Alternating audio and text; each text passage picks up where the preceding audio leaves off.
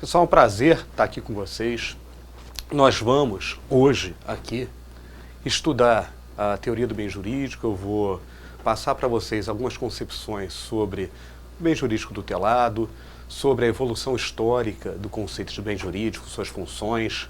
Abordaremos também alguns temas mais atuais sobre essa teoria, tentando sempre verificar as inovações legislativas, principalmente, e é onde eu quero chegar ao final dessa exposição, na nossa nova lei de terrorismo, a lei de terrorismo vigente no Brasil. Evidentemente, nós vamos passar em boa parte da nossa exposição pelo direito comparado, até chegarmos nesse ponto que eu pretendo abordar com um pouquinho mais de cautela. Eu gostaria que vocês prestassem atenção aqui nos slides que eu preparei, tá, para essa exposição, principalmente para nós abrirmos conceito, ou melhor, uma explicação sobre o que é a teoria do bem jurídico. Explicação essa elaborada num trecho pequeno, mas extremamente pertinente de Hirsch, quando ele fala que o conceito de bem jurídico provê ao legislador uma medida político-criminal sobre o que pode ser punido e o que o legislador deve deixar impune. Boa parte da teoria do bem jurídico, se não toda a teoria, ela gira exatamente sobre esse ponto. O que pode o legislador punir? Até onde pode ir o direito penal? Quais são os limites da atividade incriminadora, essa atividade político-criminal? Muitas vezes a teoria do bem jurídico será direcionada ao legislador, outras vezes ela será direcionada ao intérprete da norma, principalmente o juiz, né, eventualmente delegados de polícia e qualquer um que trabalhe com a hermenêutica penal, ok? Gostaria de abordar logo no início a questão das missões do direito penal, falando rapidamente, claro, até porque eu sei que muitos de vocês já estão conscientes desse tema. O direito penal ele tem várias missões no Estado democrático de direito, como, por exemplo, evitar a vingança privada. O direito penal ele vai ter também como funções aquelas chamadas teorias da pena, que serão abordadas aqui pelo professor Taiguara numa das próximas exposições, na próxima exposição, melhor dizendo. E também o direito penal tem como principal missão a proteção subsidiária de bens jurídicos. A principal missão do direito penal, o seu norte, é a proteção subsidiária de bens jurídicos. E nisso também o direito penal acaba funcionando como um sistema de garantias ao criminoso. Ao mesmo tempo em que ele protege bens jurídicos, ele funciona como um sistema de garantias ao criminoso. Garantindo o quê? Que o Estado não irá punir, não irá incriminar, seja abstratamente ou concretamente, uma pessoa de forma arbitrária. Uma pessoa de forma não consentânea com o Estado democrático de direito. Eu vou começar a tocar nesse tema a partir de uma evolução histórica, tá? É importantíssimo que a gente faça esse esforço histórico, que a gente busque como surgiu a teoria do bem jurídico, quais foram os seus aportes, os aportes feitos por estudiosos, filósofos, juristas, para que nós entendamos as conclusões que nós vamos chegar ao fim dessa exposição. Vocês sabem que em vários institutos jurídicos, muitas vezes a gente trabalha com a história e nem sempre a história ela traz algum componente relevante para aquele determinado instituto, na sua atual elaboração, no atual estágio da ciência jurídica. Muitas vezes a história ela é simplesmente colocada em exposições meramente como uma forma de você robustecer a exposição, mas sem qualquer finalidade prática. Não é o que acontece aqui. Quando nós falamos em teoria do bem jurídico, a história é extremamente importante para a compreensão do tema, ok? Então vamos lá. Eu quero que vocês observem aqui o nosso próximo slide. Nós tínhamos a organização do Estado sob uma forma absolutista, ou seja, numa concepção inicial de direito penal, o delito ele era tido como uma violação de um dever para com o Estado. Essa concepção do crime de violação de um dever para com o Estado em nada limitava o poder punitivo estatal. Esse poder acabava sendo livre, exercido de forma não controlada, de forma ilimitada, o que gerava, na maior parte das vezes, punições arbitrárias, injustas, iníquas, nós não tínhamos uma equidade na aplicação do direito penal.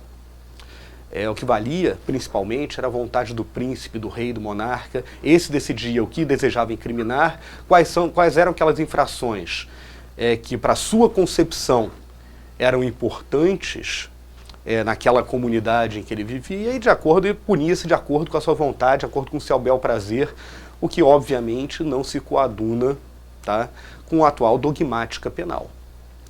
A primeira tentativa de se limitar o poder do Estado através de uma seleção do que poderia e do que não poderia ser punido surge com Feuerbach. Vamos voltar aqui para o nosso slide. Feuerbach traz a ideia de crime como lesão a direitos subjetivos da vítima, direitos de liberdade, inspirada no justnaturalismo. Racionalidade amparada no contrato social. Olha só, gente, preste atenção nisso aqui. Quando nós temos a concepção do contrato social, nós temos aquela ideia de que uma pessoa, ao participar de uma determinada comunidade, um determinado núcleo comunitário, de uma determinada sociedade, essa pessoa abre mão de certas liberdades para que o Estado possa tutelar outras liberdades das quais ela não abriu mão. O criminoso, ele exerceria arbitrariamente uma liberdade da qual ele abriu mão e, ao exercer essa liberdade de forma arbitrária, ele atingiria aquela esfera de direitos individuais que são mantidas em poder ou que podem ainda ser gozadas pelo indivíduo, aquelas liberdades da qual ele não abriu mão. Em outras palavras, a atividade do criminoso seria uma violação à liberdade. Através de uma liberdade arbitrária, eu violo outras liberdades. Esses direitos do qual o indivíduo não abriu mão ao se organizar em Estado, ao se organizar em sociedade, essas liberdades seriam direitos subjetivos. Portanto, nós temos nessa primeira concepção o crime como uma violação a direitos subjetivos individuais, do indivíduo, de outrem. Essa é a formulação inicial de Feuerbach, que limita bastante a atividade incriminadora estatal. O direito penal ele só poderia se ocupar dessas liberdades, e essas liberdades seriam as liberdades clássicas, como vida, liberdade individual, patrimônio e por aí vai. Esse formaria o núcleo duro do direito penal, aquele núcleo que seria passível, aquele núcleo sobre o qual seria passível a intervenção do Estado para sua salvaguarda. Ok? É interessante notar que mesmo Feuerbach, quando tentou evoluir um pouquinho no seu pensamento jurídico, ele alterou a sua concepção, tá?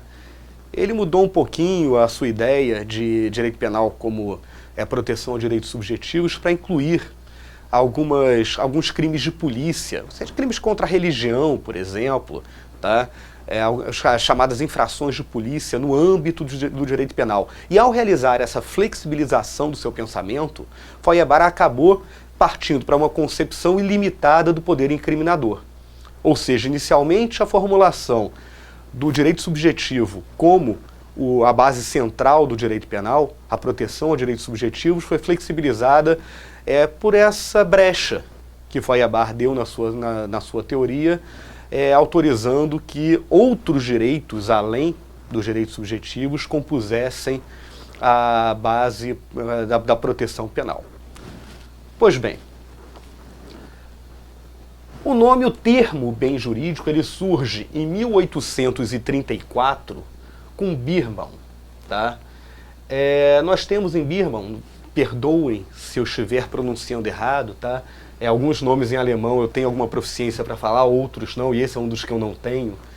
Em 1834, nós temos a superação da tese do direito subjetivo, com a criação da figura do bem jurídico. Ainda hoje, antes nós continuemos nessa concepção, ainda hoje se discute se o bem jurídico corresponderia a um interesse, se ele corresponderia a um valor, uma discussão de cunho bastante filosófico, inclusive, mas discussão essa que nós não vamos abordar aqui, até porque não haveria tempo hábil para fazer isso, ou sequer nós teríamos a condição de fazer isso de forma inteligível em pouco tempo. De uma forma ou de outra, com Birman que nós temos a superação do objeto de proteção penal como sendo meramente direitos subjetivos. Aqui nós já falamos na proteção de um bem, o chamado bem jurídico. Segundo Birman, não havia intenção de limitar o poder político criminal, mas ampliá-lo. Novamente, nós temos aqui os crimes contra o Estado, a religião, sendo incluídos na concepção de bem jurídico penal. É interessante ressaltar esse ponto, interessante que a gente se fixe nisso, porque a criação do bem jurídico ela é uma reação à doutrina de Feuerbach sobre os direitos subjetivos, justamente porque, em tese, era uma doutrina muito limitadora. Portanto, o que nós temos aqui é uma tentativa de ampliar o espectro do direito penal. Novamente, de voltarmos, de certa forma, embora não como era antes das concepções sobre o tema, antes da tentativa de limitação do poder punitivo estatal, mas já era uma tentativa de ampliar ao máximo o poder punitivo estatal, com algumas restrições pequenas. Tá? Nós não temos aqui exatamente uma ideia de limitação do poder do Estado pela teoria do bem jurídico. E aqui a gente tem que fazer um parêntese antes de nós prosseguirmos. Tá? Quais são as funções da teoria do bem jurídico? A partir desse momento, se nós não fizermos essa ponderação, nós não conseguiríamos acompanhar a conclusão que será feita. Quais são as funções da teoria do bem jurídico? Dependendo da doutrina, nós encontramos 4 funções, às vezes até mais, mas basicamente nós podemos falar em 3 funções, de certa forma aceitas de uma forma mais consentânea entre os doutrinadores. Nós temos a teoria do bem jurídico funcionando, tendo como função, a função sistematizadora.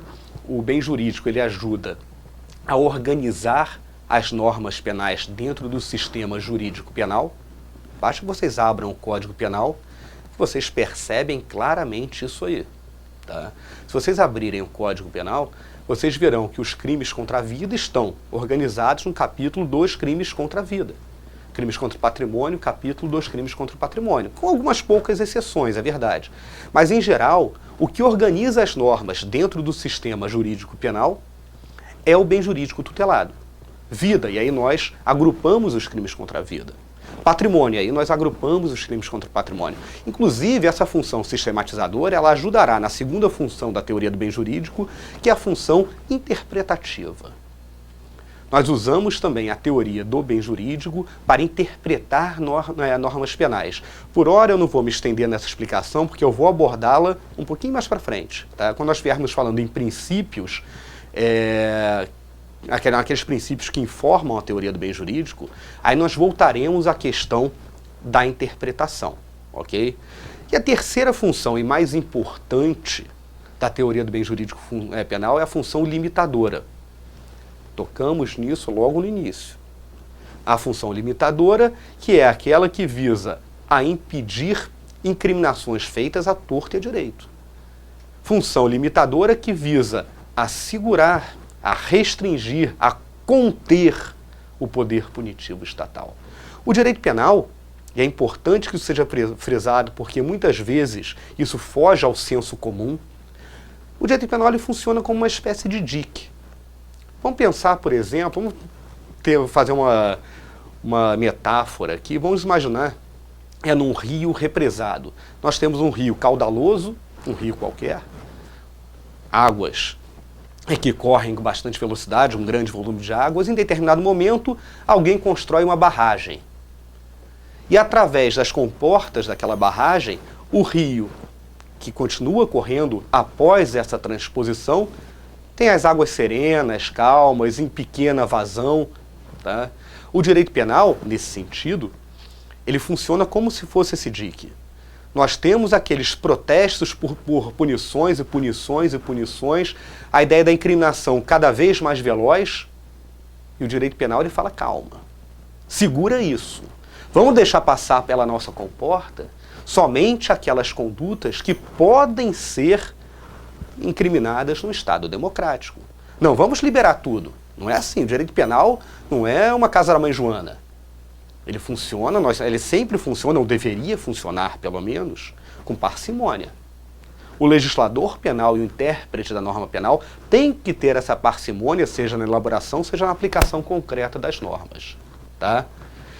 E quando nós falamos aqui na teoria de Birnbaum, é justamente a falha nesse sistema de garantias, é a falha nessa tentativa de conter esse rio que é o direito penal, a principal característica dessa ponderação que é feita. Vamos situar historicamente a concepção de Birnbaum. Nós estamos aqui em meio à Revolução Industrial, uma época de reação ao iluminismo. Tá?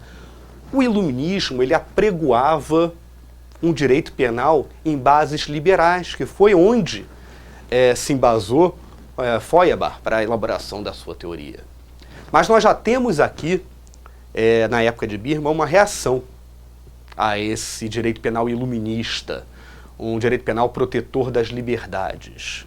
O que nós temos aqui é a Revolução Industrial. Nós temos os bens jurídicos ora concedidos pela natureza e ora estabelecidos como produto da evolução social.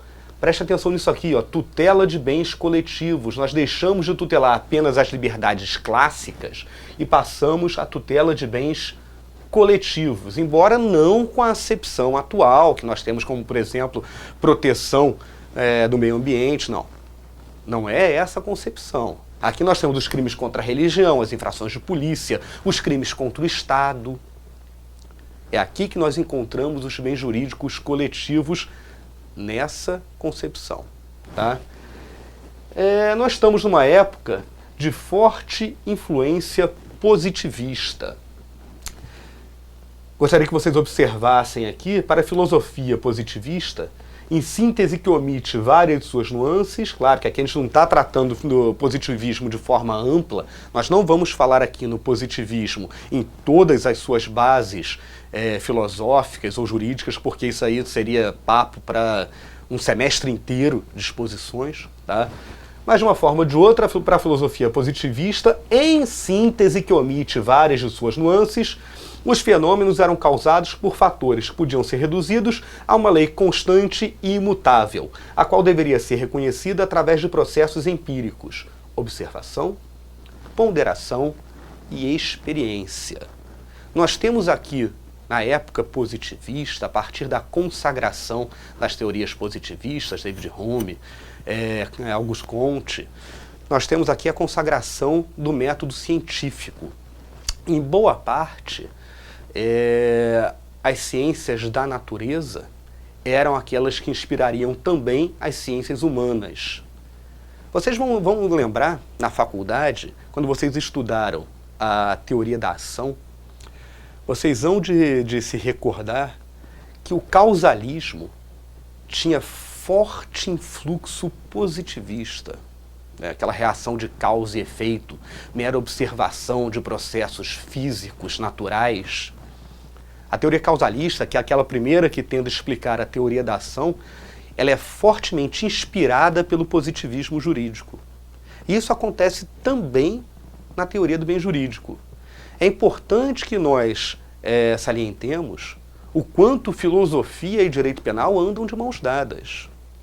A gente costuma, nos nossos estudos, nas nossas observações de fenômenos jurídico-penais, buscarmos, muitas vezes, pequenezas, miudezas legislativas, nós nos esquecemos de buscar os influxos filosóficos que permeiam a matéria. Isso é importantíssimo para qualquer compreensão sobre o direito penal. Voltando aqui ao positivismo, passando aqui, o positivismo aplicado à teoria do bem jurídico, o que interessa para a validação da norma é o seu antecedente causal. Deixa eu até marcar isso aqui no nosso slide. Antecedente causal, observem isso. Normalmente calcado em um ato de vontade do Estado. Doutrina causalista pura, isso aqui.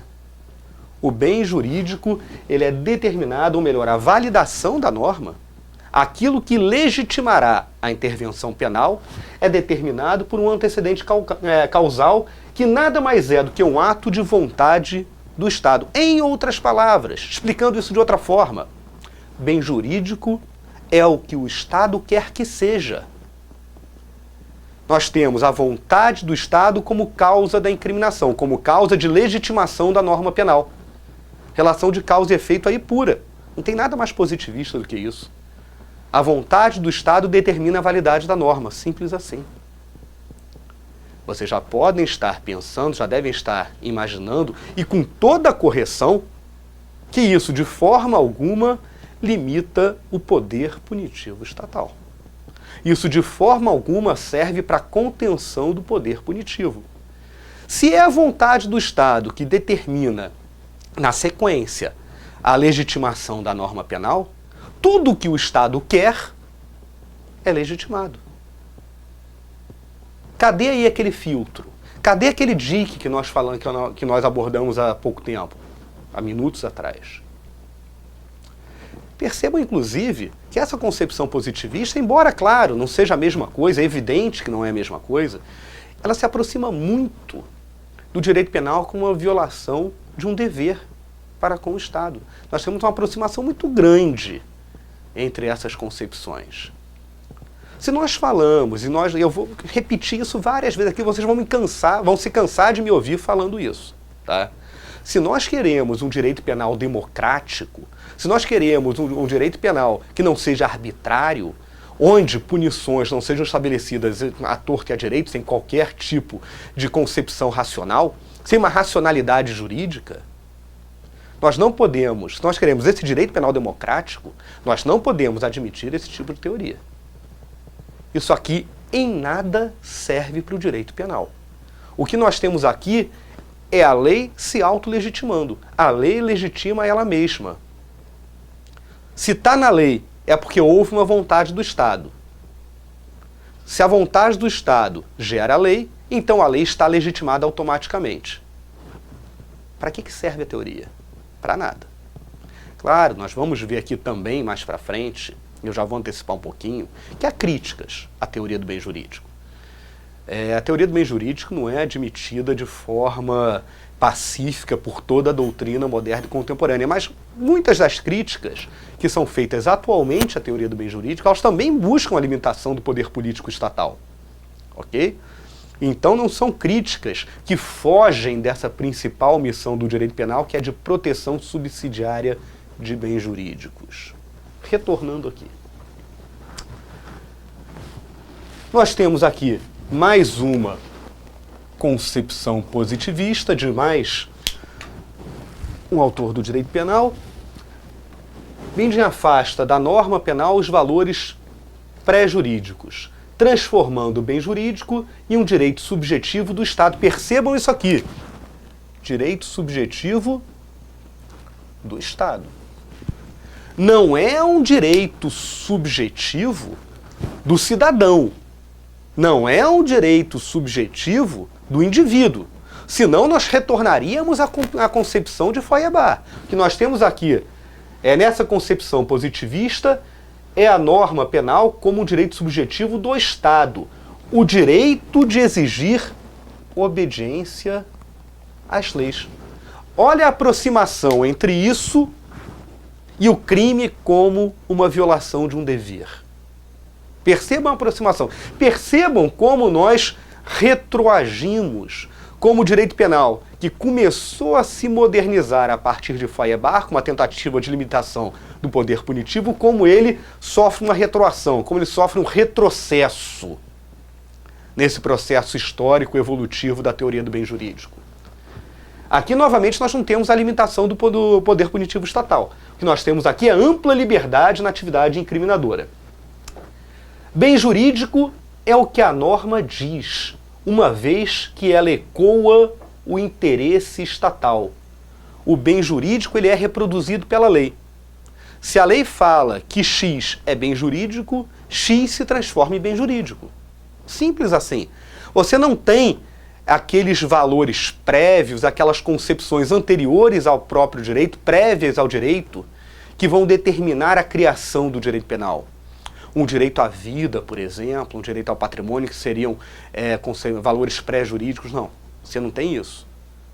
O bem jurídico é o que a norma diz que é. Se eu quiser inventar qualquer coisa como bem jurídico, a norma automaticamente aceita essa condição e determina a punição da conduta.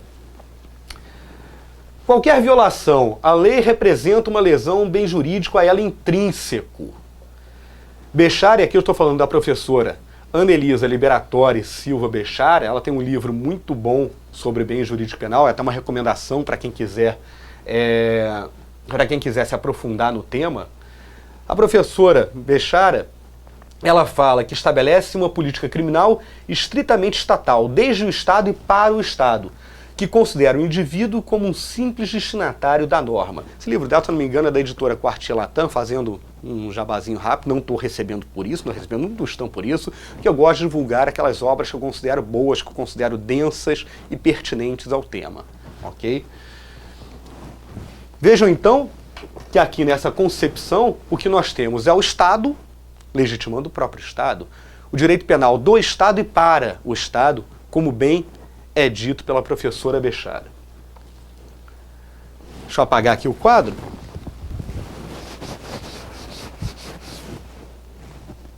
Na sequência, surge a concepção de List, que também é uma concepção positivista, mas tida como positivista naturalista. Tá? A pena cumpre função social ligada às finalidades de coação, correção ou de inocuização, sendo necessária apenas quando voltada à proteção de bens jurídicos. O injusto possui um aspecto formal, violação à norma, e um material, lesão ou perigo de lesão ao bem jurídico tutelado. Antes de nós prosseguirmos aqui nessa concepção, percebam que aqui há uma inovação bastante interessante, bastante pertinente, que perdura até hoje. Claro que com adaptações, tá? A gente está em um processo evolutivo. Então o que nós temos aqui são adaptações de uma teoria. Mas percebam que já se fala aqui em lesão ou perigo de lesão ao bem jurídico. Ou seja, falamos aqui em ofensividade da conduta, lesividade. Nós só temos crime, o crime só existe quando há lesão ou risco de lesão a um bem jurídico tutelado. Para que haja um crime, é necessário que o bem jurídico seja colocado em risco. Nós temos aí o componente material do crime, não apenas o seu aspecto formal. Isso parece um tanto moderno, mas olha só quem falava sobre isso. Esse processo evolutivo, portanto, da teoria do bem jurídico, ela traz em si alguns princípios, nós vamos ver outros que vão surgir nessa composição, ela traz alguns princípios que hoje são consagrados. Tá? E um deles já surge aqui. A ofensividade, ela já aparece de forma embrionária na teoria positivista naturalista. Alguns interesses vitais preexistem às normas e são oriundos de relações sociais. Nós já fugimos àquela concepção anterior que nós vimos, de que interesses, valores pré-jurídicos não orientariam o direito penal. Aqui nós temos interesses vitais que preexistem às normas, eles são oriundos de relações sociais, e quando selecionados por critérios de política criminal, cumprem a função de bem jurídico. No entanto, nós temos que fazer uma crítica a essa concepção positivista naturalista. Quando fala-se interesse vital a ser tutelado, o que seria esse conceito? O que é um interesse vital? Percebam que nós temos aqui um termo que não nos permite, desde logo, uma limitação ao poder punitivo. Quando nós falamos em interesse vital e deixamos esse termo em aberto, essa expressão em aberto, nós simplesmente abrimos a porta, né? Nós deixamos uma brecha para que o Estado atue de forma indiscriminada, para que o Estado atue de forma ilimitada e incontida. O neocantismo, eu acho o neocantismo é uma fase interessantíssima do direito penal. Infelizmente, me parece que muitas vezes no Brasil ele é pouco estudado. Nós temos aqui uma fase interessantíssima da evolução dogmática do direito penal.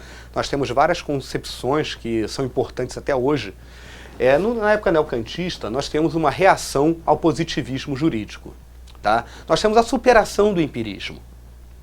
Aquela questão da observação, relação de causa e efeito, método científico, isso é superado.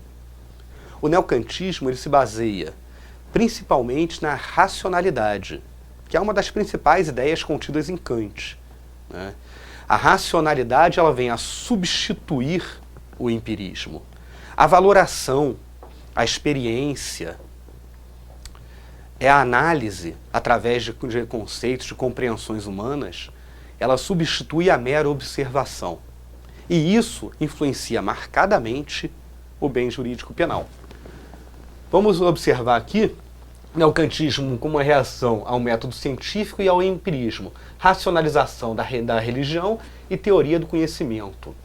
A realidade ganha sentido apenas quando a ela era atribuído pela consciência humana um valor ou um desvalor. Novamente, vocês vão se lembrar da teoria do crime. Percebam como teoria do bem jurídico e teoria do crime, bem como a filosofia, sempre andam juntas. Tá? Nós não podemos dissociar essas compreensões jamais. Vocês vão se lembrar que lá na teoria do crime, quando os neocantistas falavam, por exemplo, em conduta, quando eles falavam em dolo e culpa, e etc., conduta, melhor dizendo, para a gente não estender demais esse papo. Quando os neocantistas falavam em conduta, eles davam pouca importância ao conceito de ação, tá? Formulado em bases causalistas. Para os neocantistas importava muito mais o desvalor da ação. A ideia de você valorar ou desvalorar fenômenos é talvez o principal ponto da teoria neocantista, a principal influência da teoria neocantista dentro do direito penal, essa questão do desvalor. O bem jurídico ele também é algo a ser valorado ou desvalorado. Nós precisamos dessa apreciação racional para que haja a correta definição do que vem a ser um bem jurídico penal. Bem jurídico como um valor cultural reconhecido pelo direito e não criado por ele.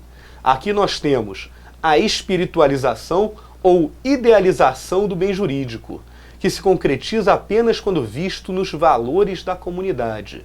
Nós retomamos aqui aquela ideia de valores pré-jurídicos, de valores culturais. São os valores culturais que influenciam a produção da norma penal. São os valores culturais que legitimam a norma. Para que uma lei seja legitimada, ela tem que ser fundada nesses valores, ou no desvalor. Né? O que é criminalizado é aquilo que contém em si um desvalor. No entanto, nós ainda não temos uma limitação do poder punitivo estatal de forma bem marcada, porque todos os valores em tese podem determinar a produção de uma norma penal. Qualquer valor social poderia determinar essa produção. É interessante, a filosofia de Kant, ela é uma filosofia muito centrada na moral. Né? A moral, ela influencia, claro, evidente, a produção de normas. A ética, ela influencia a produção de normas. Agora, o direito penal não pode ser baseado tão somente na moral e na ética, como nós vamos ver em breve. Ok? Esses valores comunitários, então, eles permitem ao legislador um campo muito amplo, um campo muito amplo de punição. Não há aquilo que nós entendemos por contenção. O que nós temos aqui ainda é uma possibilidade de arbítrio. O que nós temos aqui ainda é um Estado que pode agir de forma desmedida. Honis, ele entende, ainda falando do neocantismo, tá? Aqui nós ainda estamos dentro da concepção neocantista. Ele entende o bem jurídico como sentido da norma penal, ou a sua ratio legis. Confunde o objeto da norma com seu objetivo. Ilícitos penais exigem lesão ao bem jurídico, mas a desmaterialização do conteúdo permite maior amplitude incriminadora. É um erro grave. É um erro muito grave. nós confundirmos a razão de ser da norma, a ratio legis, com o seu objeto de tutela. Isso, inclusive, traz riscos severos de abusos punitivos, como nós veremos já já. Vamos pensar, por exemplo, no nosso atual Código de Trânsito. Depois eu vou retomar esse tema, ainda vou retomar esse tema. Mas vamos pensar no nosso atual Código de Trânsito. Vamos pensar no crime de embriaguez ao volante. Poderia ser outro. Poderíamos pensar, por exemplo, no crime de dirigir sem habilitação, gerando risco de dano.